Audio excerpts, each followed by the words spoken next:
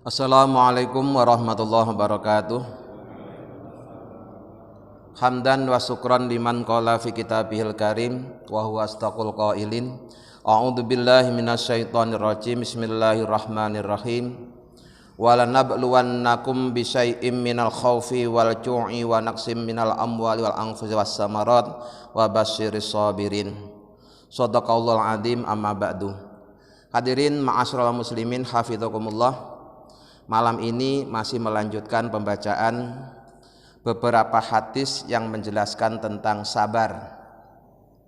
Hadis-hadis yang menjelaskan tentang sabar yang ditulis oleh Imam Nawawi dalam kitab Riyadhus Shalihin itu cukup banyak.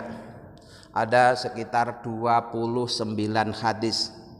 Semuanya menjelaskan tentang sabar dengan konteks yang berbeda. Jadi kalau malam Jumat yang lalu itu hadis menjelaskan sabar untuk tidak meminta-minta. Ya, sabar untuk tidak meminta-minta. Malam hari ini perintah sabar dalam konteks yang lain, yaitu ketika seseorang itu sedang ditimpa musibah dalam bentuk kematian, baik keluarganya, temannya maupun orang yang dicintainya. Bismillahirrahmanirrahim. Wa an Anasin radhiyallahu anhu. Hadis berikut diriwayatkan dari sahabat Anas, semoga Allah selalu meridhoinya. Qala, Anas berkata, lamma thaqula, tatkala terasa berat, sapaan Nabi Muhammad sallallahu alaihi wasallam, ja'ala terjadi yataghassahu meliputi Nabi apa al-karbu kedukaan. Artinya di sini sahabat Anas menjelaskan kondisi Rasulullah ketika beliau sedang sakit berat saat beliau menjelang wafat. Faqalat, maka berkatalah sapa Fatimatu radhiyallahu anha, Sayyidatina Fatimah semoga Allah selalu meridhoinya, melihat kondisi Rasulullah yang diliputi kedukaan karena sedang sakit berat, maka kemudian putri beliau yang ikut menunggu itu berkata, wa karbah abatah, aduh kasihan bapakku. Faqala, kemudian Rasulullah menjawab, laisa tiada ala abiki, atas bapakmu, karbun kesedihan atau kedukaan, ba'dal yaumi sesudah hari ini. Falamma mata, maka tatkala beliau Rasulullah wafat, qalat berkatalah putri beliau, ya abatah, wahai bapakku, ajaba rabbah ta'ahu, engkau telah memenuhi panggilan Tuhanmu. Ya abatah, wahai bapakku, jannatul firdausi ma'wahu, surga firdaus tempat kembalimu. Ya abatah, wahai bapakku, ila jibrila kepada malaikat Jibril, nan ahu aku memberi kabar tentang kewafatanmu.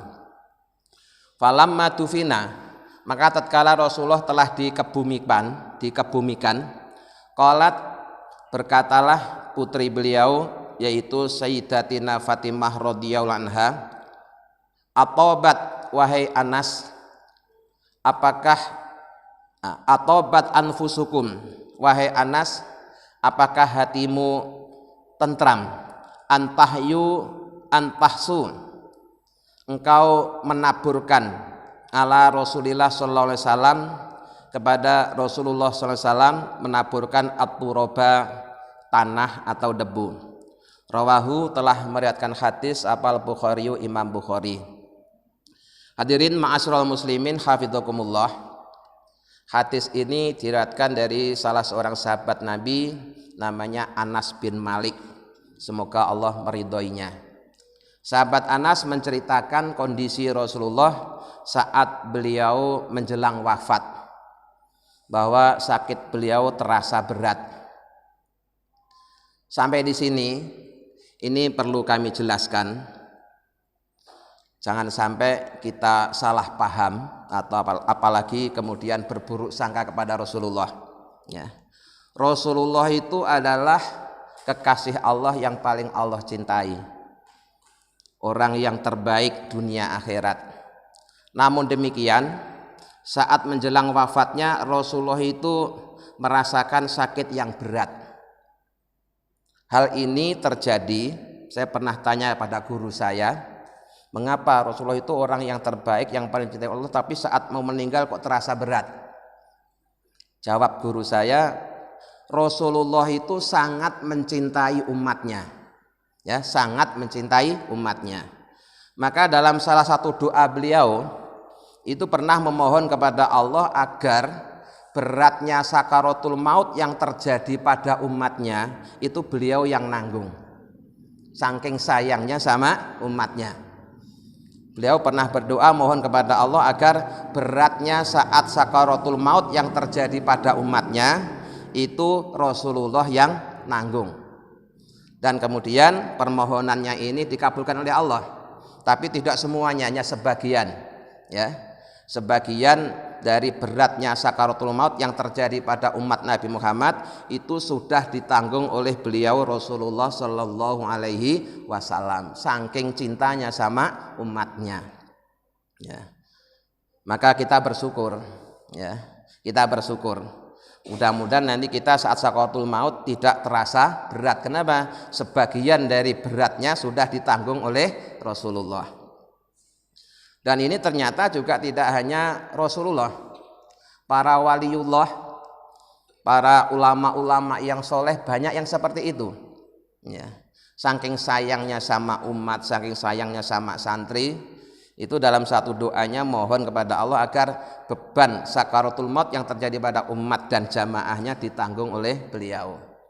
Maka kita pernah menyaksikan beberapa orang soleh, beberapa orang yang terkenal orang baik, tapi menjelang meninggal terasa berat. Itu bukan karena keburukan beliau, bukan. Jauhkan dari prasangka seperti itu, ya. Jauhkan dari prasangka seperti itu. Justru itu merupakan bukti kasih sayang beliau kepada umatnya, kepada santrinya, sehingga sampai rela menanggung sebagian berat sakaratul maut. Nah, beliau tanggung. Nah, melihat Rasulullah kondisinya sangat berat, itu putri beliau berkata, wa karbah abatah, aduh kasihan ayahku. Kemudian Rasulullah jawab, wahai anakku, bagi bapakmu setelah ini sudah tidak ada lagi kedukaan. Ini kedukaan terakhir yang aku rela menjalaninya demi meringankan beban umatku yang aku cintai.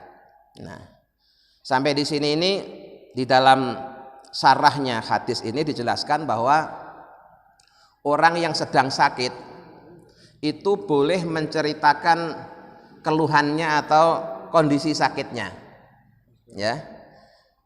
Dan itu tidak dianggap sebagai orang yang tidak sabar, asalkan ketika dia menceritakan kondisi sakitnya itu bukan menunjukkan dia tidak ridho dengan keputusan Allah. Dia hanya sekedar menjelaskan bahwa dia sedang sakit ini, supaya nanti dokter yang mengobati itu mudah. Kan kita kalau datang ke dokter kan pada ditanya keluhannya apa, Pak? Terus kemudian kita menceritakan keluhan kita. Nah, ketika kita menceritakan keluhan sakit kita, apakah berarti kita dianggap orang yang tidak sabar? Ya tetap sabar. Ya kenapa kok diceritakan? Untuk memberi penjelasan kepada dokter, supaya dokter itu bisa memberikan obat yang tepat dengan kondisi sakit kita. Itu boleh, ya, mengaduh saat sakit itu boleh, ya, mengaduh saat sakit itu boleh. Yang tidak boleh itu jika ucapan kita tadi itu menunjukkan seakan-akan kita tidak ridho ditakdir sebagai orang yang sedang sakit. Ini kan kita bisa menilai sendiri ya dari ucapan orang yang mengaduh tadi itu, nadanya seperti apa, ekspresinya seperti apa, kalimatnya seperti apa, itu kan kelihatan, ya. Dia mengaduh dalam rangka memang ya sedang sakit, tapi ada juga orang yang ngomongnya ketika sakit itu maknanya dia tidak ridho, tidak rela ditakdir Allah sebagai orang yang sakit. Nah itu yang tidak boleh, yang seperti itu. Yang seperti itu berarti dia tidak sabar. Ya, berarti tidak sabar. Wong dikasih sehat bertahun-tahun, ya, mengapa begitu sakit sebentar aja sudah seakan-akan hatinya tidak ridho. Tapi kalau sekedar mengaduh karena memang sakit atau menceritakan sakitnya, keluhannya, yaitu boleh-boleh saja. Yang kedua, ya, ketika Rasulullah sudah wafat, ya, maka putri beliau itu mengucapkan kata-kata yang indah, kata-kata yang bagus, kata-kata yang mengandung doa. Ya, wahai bapakku, sungguh engkau telah memenuhi panggilan Tuhanmu dan surga Firdaus telah menantimu. Dan hal ini akan aku beritakan kepada temanmu yaitu malaikat Jibril. Padahal aslinya malaikat Jibril sudah jelas sudah tahu. Nah ini memberikan pelajaran kepada kita bahwa ketika kita menceritakan seseorang yang telah meninggal dunia, maka yang boleh diceritakan adalah kebaikannya. Ya, jangan sekali-kali menceritakan orang yang sudah mati tapi yang diceritakan keburukannya.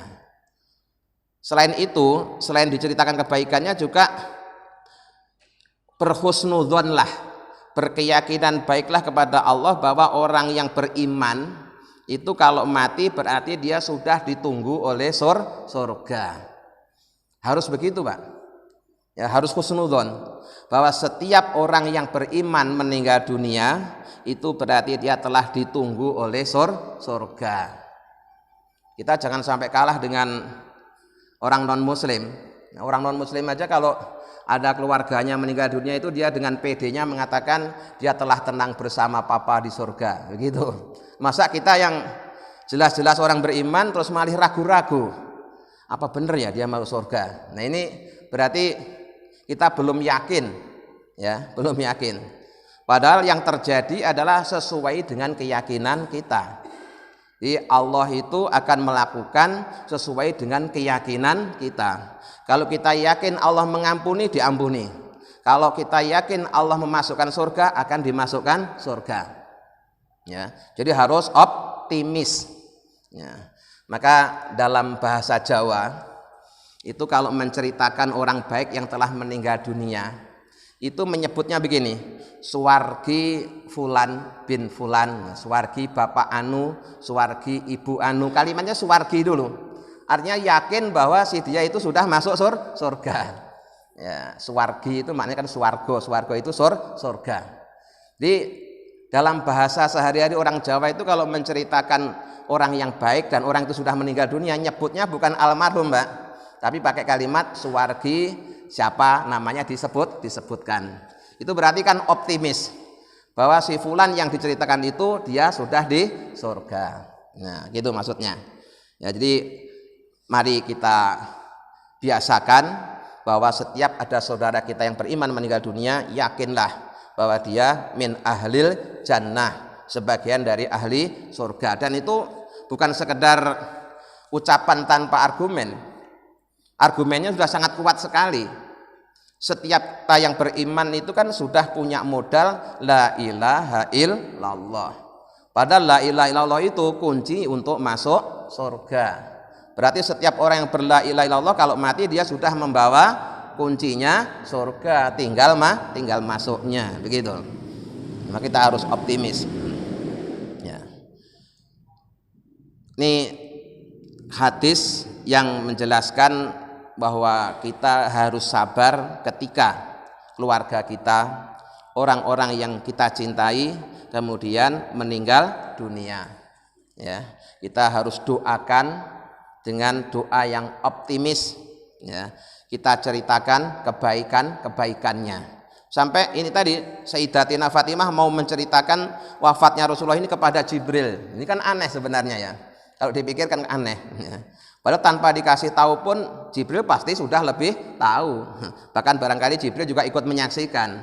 Tapi ini memberikan pelajaran kepada kita bahwa ketika keluarga kita yang kita cintai meninggal dunia, ya, kita boleh menceritakan kebaikan-kebaikannya kepada orang-orang yang baik agar mendapatkan tambahan doa. Nah, hadis ini diriwayatkan oleh Imam Bukhari. Berikutnya, ini masih terkait dengan sabar menghadapi kematian. Wa an Abi Zaidin, dan diriwayatkan dari Abi Zaid, bapaknya Zaid. Namanya siapa? Nama aslinya Usamah bin Zaid bin Harisah. Itu Usamah anak lakinya Zaid, Zaid anaknya Harisah. Zaid bin Harisah itu siapa? Maula Rasulillah, seorang budak yang dimerdekakan oleh Rasulullah Shallallahu Alaihi Wasallam. Wahibbihi, dan seorang budak yang dicintai oleh Rasulullah. Wabni hibbihi, dan dicintai oleh putra-putrinya Rasulullah. Radhiyallahu anhuma, semoga Allah meridhoi keduanya. Qala, Abi Zaid berkata, Arsalat, telah mengirim berita, siapa bintu Nabi Sallallahu Alaihi Wasallam, anak perempuannya Nabi Muhammad Sallallahu Alaihi Wasallam, an-nabni, bahwa putra laki-lakinya putri Rasulullah, berarti cucunya Rasulullah, qadih tu diro, sungguh telah datang tanda-tanda akan kematiannya. Fashadna, maka putri Rasulullah mengharap agar Rasulullah berkenan hadir untuk menyaksikannya.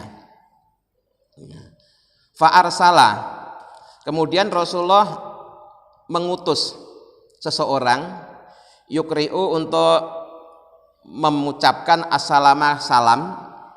Artinya Rasulullah titip salam. Wa yaqulu, kemudian Rasulullah juga bersabda, inna lillahi, sesungguhnya milik Allah, ma akhadha, apa yang Allah ambil, walahu, dan milik Allah, ma'a'ta, apa yang Allah berikan, wa kullu say'in, dan setiap sesuatu, indahu, di sisi Allah, bi ajalim musamma, ada ajal yang telah disebutkan. Artinya setiap sesuatu di sisi Allah itu sudah tertulis ajalnya. Fal tasbir, maka hendaklah kalian bersabar, wal tahtasib, dan hendaklah kalian mengharap pahala dari Allah. Sampai di sini dulu, saya potong hadisnya, saya jelaskan dulu. Ya. Hadis ini diriwayatkan oleh seseorang namanya Abi Zaid, nama panggilannya, nama aslinya Usamah bin Zaid bin Harisah. Nah, Zaid bin Harisah ini salah seorang budak yang dimerdekakan oleh Rasulullah, kemudian diasuh oleh Rasulullah. Maka dia menjadi budak kesayangan Rasulullah dan juga disayangi oleh putra-putri Rasulullah. Dia menceritakan bahwa putri Rasulullah, di hadis ini tidak disebutkan putri Rasulullah itu siapa namanya. Di dalam sarahnya disebutkan bahwa yang dimaksud dalam hadis ini itu adalah putri Rasulullah yang bernama Zainab. Ya, Rasulullah itu punya putri itu 4 orang. Kita tahunya cuma Fatimah doang. Ya. Di Rasulullah itu putrinya itu ada 4, Pak.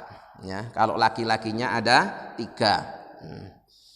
Nah, putri Rasulullah yang bernama Zainab itu punya anak, anaknya sedang sakit, anaknya masih kecil, ya, sedang sakit. Maka kemudian putri Rasulullah ini mengutus seseorang untuk memberi kabar kepada Rasulullah bahwa cucunya sedang sakit. Maka putri Rasulullah mengharap, bermohon agar Rasulullah berkenan hadir untuk menyaksikan. Nah, tetapi ketika berita ini diterima oleh Rasulullah, Rasulullah tidak langsung mendatanginya. Ya, Rasulullah hanya kirim pesan. Pertama, kirim salam, sampaikan salamku kepada putriku. Ya, titipan salam, ya, yang disampaikan Rasulullah kepada orang yang diutus tadi. Jadi tradisi titip salam itu ada hadisnya. Cuma tata caranya yang kita kadang belum tahu. bagaimana cara menyampaikan titipan salam dan bagaimana cara menjawab titipan salam. Biasanya kita kalau dititipi salam kan bilangnya cuma si anu titip salam, terus kita yang dibilangin kita jawab iya, cuma begitu. Itu namanya belum menyampaikan titipan salam, Pak, itu baru ngasih berita. Ya, kalimat seperti itu berarti baru memberi berita, belum menyampaikan salam. Harusnya begini, ya. Pak, saya ketemu teman Bapak, dia titip salam, saya sampaikan Assalamualaikum warahmatullahi wabarakatuh. Itu baru namanya orang yang sedang menyampaikan titipan salam. Harus diucapkan. Kalau hanya bilang, Pak, teman Bapak titip salam, hanya ngomong begitu, itu namanya bukan menyampaikan titipan, itu baru sekedar berita. Sehingga pantas jika yang menerima berita juga hanya menjawab iya gitu. Nah, ya ada tata caranya ini, ya. Itu dijelaskan secara rinci dalam kitab Al-Adhkar, juga kitab yang ditulis oleh Imam Nawawi. Jadi kalau kita dititipi salam oleh seseorang itu harus diucapkan. Maka jika orang itu nitipnya kepada orang yang kita mungkin tidak bisa ketemu, ya jangan diterima, jangan mau titipin salam. Misalnya Bapak mau umroh, terus temennya bilang gini, tolong nanti di sana sampaikan salam saya kepada Raja Saudi ya. Enggak mau saya, harus bilang gitu. Kenapa? Karena kemungkinan kita waktu umroh ketemu Raja Saudi kan kecil, ya. Atau bisa jadi tidak mungkin. Sementara kalau tidak disampaikan berarti kita tidak menyampaikan amanat. Ya kita bilang nggak bisa. Nah, itu aja. Masa titip salam suruh nyampaikan ke Raja Saudi misalnya. Ya, kalau cuma kepada siapa yang ada kemungkinan besar untuk bisa bertemu, ya kita ya insya Allah saya sampaikan begitu. Tapi kalau sekiranya nanti merepotkan kita, ya jangan mau titipin salam yang seperti itu. Ya, mendingan kalau titipan salam kepada Rasulullah itu malah memungkinkan. Kenapa? Karena nanti kan ada ritual ziarah ke makam Rasulullah kan, itu bisa kita sampaikan. Tapi kalau misalkan titip salam buat menteri anu atau gubernur anu, ya malah repot. Lebih baik ditolak aja kalau ada orang titip salam seperti itu. Jadi titipan salam itu amanah, juga harus disampaikan. Jadi Rasulullah juga titip salam kepada putrinya itu. Kemudian juga memberi nasihat kepada putrinya, ya, bahwa milik Allah lah apa yang Allah berikan. Di anak itu adalah pemberian Allah. Itu hakikatnya miliknya Allah, dititipkan kepada orang tuanya. Kemudian walahu ma'a'ta. Dan milik Allah pula apa yang diberikan oleh Allah, yang diambil ya miliknya Allah, yang diberikan juga miliknya Allah. Maka dalam syair itu katakan wa mal malu wal ahluna illa wada'i'u. Tidaklah harta dan anak kecuali barang titipan. Nah, wala buta anturodal wada'i'u. Dan pasti yang namanya titipan itu suatu saat akan diambil oleh yang titip. Jadi Rasulullah pesan kepada putrinya bahwa apa yang Allah ambil dan apa yang Allah berikan itu semuanya miliknya Allah. Dan segala sesuatu itu sudah ditentukan ajalnya. Sudah ada catatan bahwa dia akan meninggal kapan, itu sudah ditetapkan, dan itu tidak akan dimajukan juga tidak akan dimundurkan. Maka perintahnya Rasulullah yaitu hendaklah kalian bersabar dan mengharap pahala kepada Allah. Jadi Rasulullah nggak langsung memenuhi undangan atau permintaan putrinya tadi. Fa'arsalat ilaihi. Kemudian putrinya Rasulullah kirim berita lagi lewat seorang utusan. Tuksimu alaihi layatiyannaha. Bahkan putri Rasulullah minta kepada utusannya ini sebelum menyampaikan berita kepada Rasulullah untuk bersumpah dulu. Ya, bersumpah dulu agar Rasulullah mau atau berkenan datang ke rumah putrinya. Jadi barangkali kalau dibahasakan kita, ya Rasul, demi Allah putri jenengan, putri Tuan sangat berharap agar Tuan mau hadir. Mungkin begitu ya kalau bahasa kita. Ya. Disuruh bersumpah. Nah, bahkan dalam sarahnya ini dijelaskan kejadian ini tuh Rasulullah baru mau datang itu setelah ketiga. Ya, kalau di hadis ini hanya kedua. Ya. Di sarahnya dijelaskan Rasulullah baru datang itu yang ketiga. Faqoma, kemudian berdirilah Rasulullah wa ma'ahu, dan menyertai Rasulullah yaitu Sa'd bin Ubadah, ada sahabat namanya Sa'd bin Ubadah, wa Mu'ad bin Jabal, juga ada Mu'ad bin Jabal, wa Ubay bin Ka'ab, dan juga ada Ubay bin Ka'ab, wa Zaid bin Sabit, dan Zaid bin Sabit, ada Zaid bin Harisah, ada Zaid bin Sabit, ini Zaid bin Sabit, wa rijalun, dan beberapa orang laki-laki radhiyallahu anhum dari sahabat-sahabat Nabi. Jadi Rasulullah akhirnya mendatangi putrinya ditemani oleh beberapa orang sahabat. Sesampainya Rasulullah di rumah putrinya itu, farufi'a ila Rasulillahi sallallahu alaihi wasallam as-sabiyyu. Kemudian anak kecil tadi itu, ya yang statusnya jadi cucunya Rasulullah yang sedang sakit itu, kemudian diangkat, fa'aqadahu, kemudian didudukkan fi hijrihi, di pangkuan Rasulullah. Ya. Wan nafasuhu taqaqa'u, sementara nafasnya sudah tersengal-sengal. Ya. Jadi nafasnya orang yang mau meninggal dunia, tapi ini bayi. Fafadat ainahu, kemudian Rasulullah menyaksikan cucunya yang seperti itu, mengalirlah air matanya. Ya. Jadi Rasulullah ketika mendudukkan cucunya yang sedang sakaratul maut di pangkuannya, melihat cucunya sedang tersengal-sengal nafasnya itu, Rasulullah spontan dia mengucurkan air mata.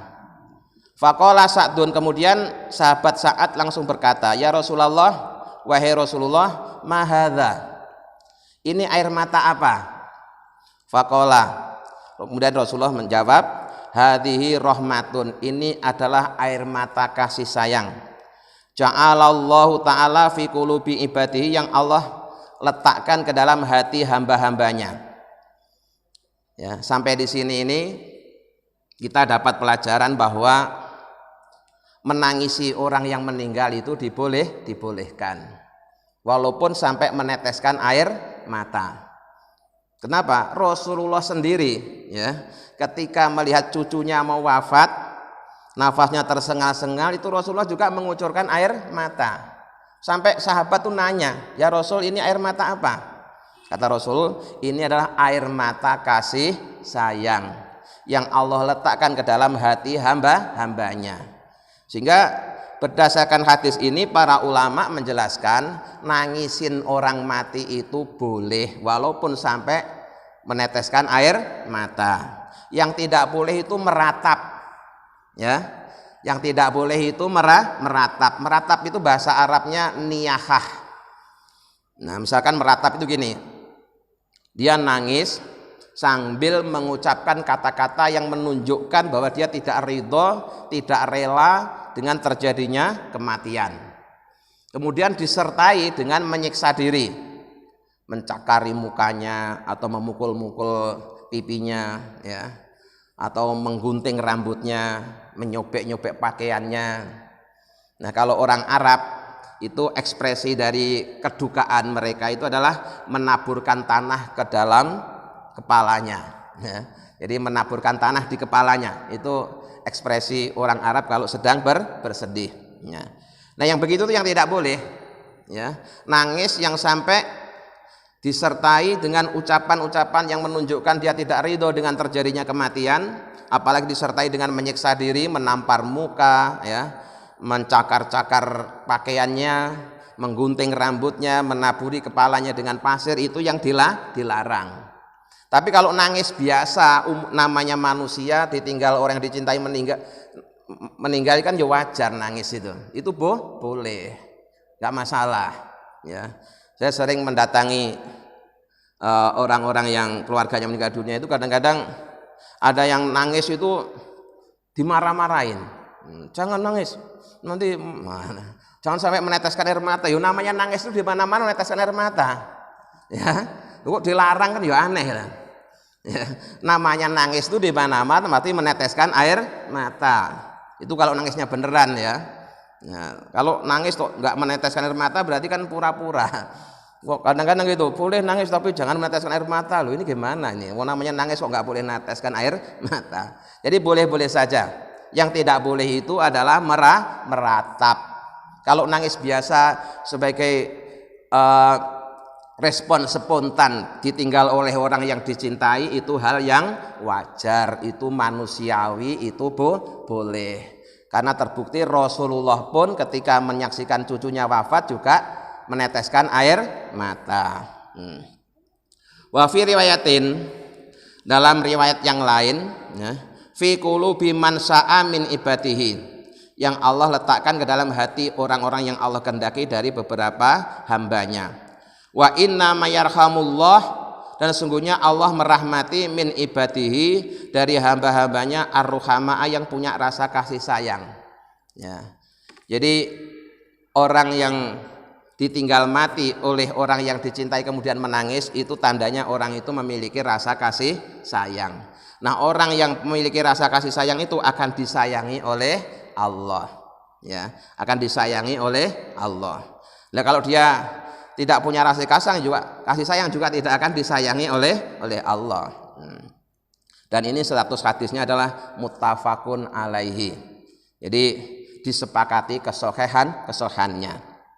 Nah, kemudian dalam hadis ini kita juga dapat pelajaran bahwa ketika ada keluarga kita yang sakaratul maut, maka kita dibolehkan mengundang orang soleh atau siapapun yang kita anggap soleh untuk datang menyaksikan, dengan harapan dia bisa pertama, ya, memberikan nasihat-nasihat yang terkait dengan sabar ketika ditimpa musibah. Yang kedua, bisa jadi orang yang sakaratul maut itu perlu bantuan doa agar dimudahkan sakaratul mautnya. Maka boleh kita mendatangkan orang soleh untuk dimohon bantuan doanya agar dimudahkan sakaratul mautnya. Didoakan agar husnul khotimah, itu boleh, ya. Biasanya dengan dibacakan surah Yasin, terus ditalkin. Maknanya ditalkin itu dibimbing membaca kalimah la ilaha illallah, itu boleh. Tapi sekali lagi, orang soleh di sini datang hanya untuk membantu doa dan menasehatinya, bukan untuk menunda kematian atau menghidupkan orang yang sudah mati. Nggak mungkin itu. Ini perlu saya sampaikan, kenapa? Seingat saya itu kalau nggak 3 kali, 2 kali saya itu disuruh datang, tapi bahasanya bukan disuruh bantu doa, Pak. Disuruh bangunin. Orang udah mati suruh bangunin, saya tetap nggak bisa. Ini benar-benar terjadi, ya. Benar-benar terjadi. Nggak tahu apakah karena saking paniknya, karena kejadiannya itu menjelang subuh. Ya, menjelang subuh mungkin dia juga kondisinya juga nggak fit. Jadi ngomongnya itu datang ke rumah saya itu minta agar orang tuanya dibangunin. Memang kenapa? Dari tadi dibangunin nggak bangun-bangun. Coba Bapak bangunin. Setelah saya datangi ternyata sudah meninggal dunia. Loh, udah meninggal suruh bangunin tuh gimana? Jadi tidak sekali yang seperti itu, ya. Jadi kalau untuk menghidupkan atau bangunin orang mati tidak ada yang bisa, ya. Ya bisanya kalau misalkan mendoakan, ya, mudah-mudahan dimudahkan, diringankan saat sakaratul mautnya, itu bisa, memang ada tuntunannya, ya. Atau membimbing baca talqin, ya, bimbing baca la ilaha illallah, itu ada tuntunannya. Tapi kalau untuk menghidupkan lagi ya enggak bisa, atau bangunin orang mati ya enggak bisa gitu. Nah, ini perlu dipahami, karena terus terang selama di sini seingat saya kalau enggak 3 kali 2 kali yang seperti itu. Jadi benar bahasanya itu saya disuruh bangunin. Begitu saya datangin ternyata memang benar-benar sudah meninggal dunia. Nah, saya kira malam ini sampai di sini dulu. Insya Allah nanti yang hadis-hadis yang lain kita bacakan dalam pengajian yang akan datang. Jadi khusus masalah sabar ini, Pak, sengaja oleh Imam Nawawi dijelaskan dalam banyak hadis. Ada 29 hadis. Dan yang kita baca ini baru hadis yang kelima. Jadi masih banyak nanti hadis-hadis yang lain yang semuanya itu intinya memerintahkan kita untuk sabar, tapi dalam konteks musibah yang berbeda-beda. Mudah-mudahan dengan bimbingan Allah kita bisa mengamalkannya. Amin ya rabbal alamin. Assalamualaikum warahmatullahi wabarakatuh.